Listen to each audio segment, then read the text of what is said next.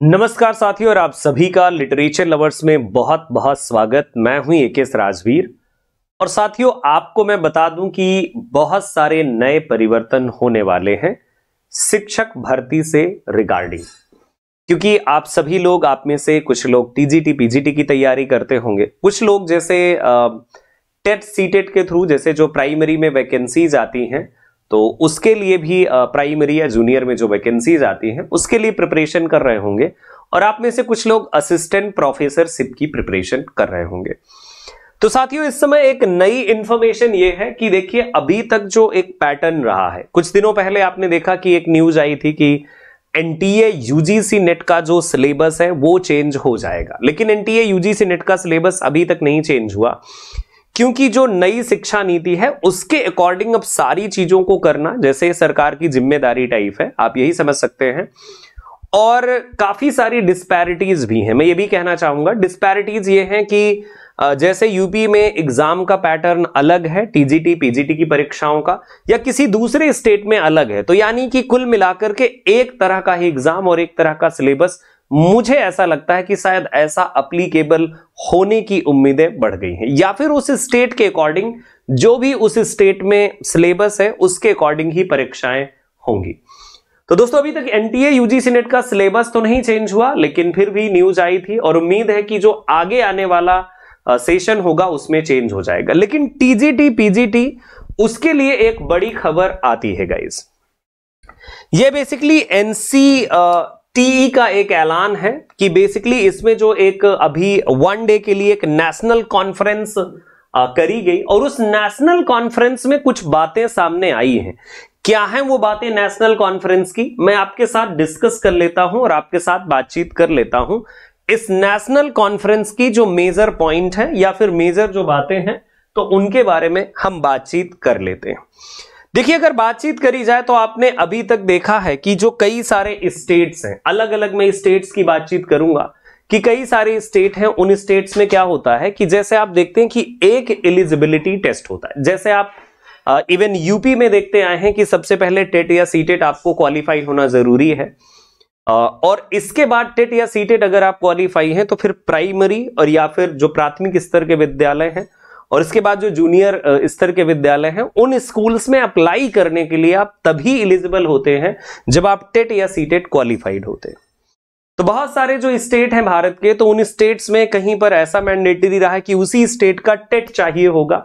अगर आपका सीटेट है तो मतलब वैलिड नहीं, लेकिन आपका अगर उसी स्टेट का अगर आपने टेट पर्टिकुलर क्वालिफाई किया है तो आप एलिजिबल हैं। जैसे अगर बात करूं मैं एमपी की, या फिर बात करें हम लोग बिहार की, तो यहां पर ऐसा भी रहा है कि जैसे जो पीजीटी की भी परीक्षा होती रही है, तो जैसे एमपी ग्रेड 1 होता है, और इसी तरह से अगर आप देखें तो जो बीपीएससी की परीक्षा है बेसिकली उच्च माध्यमिक वाली, तो उस परीक्षा में भी आपके लिए एसटेट लागू था। लेकिन यही यूपी में अगर देखा जाए तो यूपी में पीजीटी या टीजीटी की परीक्षा में ऐसा पैटर्न रहा है कि आपको बस एक ही एग्जाम देना है, और एक ही एग्जाम यानी वो सिलेक्शन वाला एग्जाम होगा। लेकिन ये सब कुछ अब चेंज होने वाला है। ये जो नेशनल स्तर की कॉन्फ्रेंस हुई है, और इस नेशनल स्तर के बेसिकली अगर मैं बातचीत करूं तो जो कॉन्फ्रेंस है, इस कॉन्फ्रेंस में कुछ डिसीजंस आए हैं, और ये बेसिकली डिसीजन क्या है?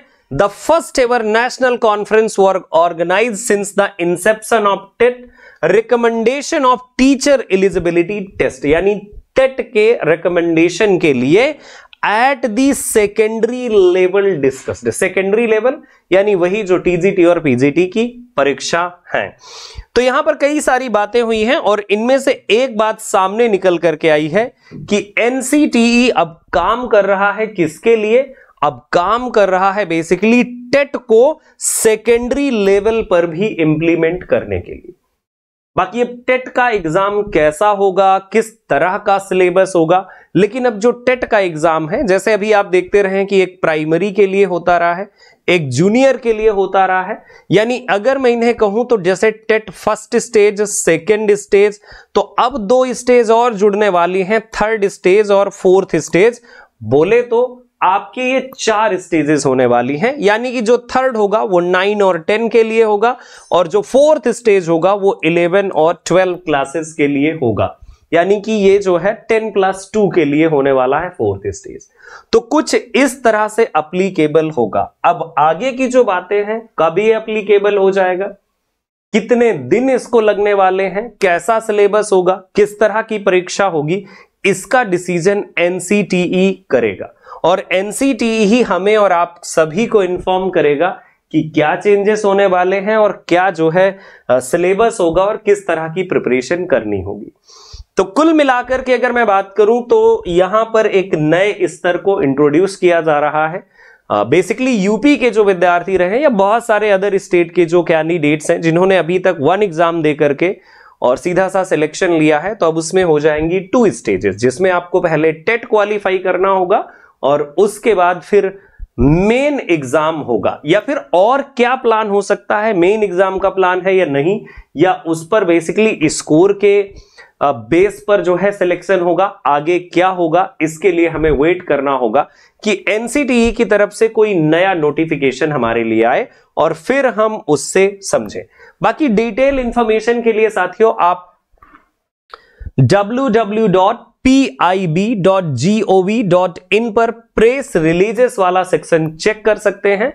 और प्रेस रिलीज आपको चेक करनी है किस डेट की, सो आपको 12 फरवरी की, है ना, 12 फरवरी की आपको फैब की जो है प्रेस रिलीजेस चेक कर लेना है। और अगर आप वहां पर चेक करेंगे तो आपको ये पूरा नोटिफिकेशन मिल जाएगा।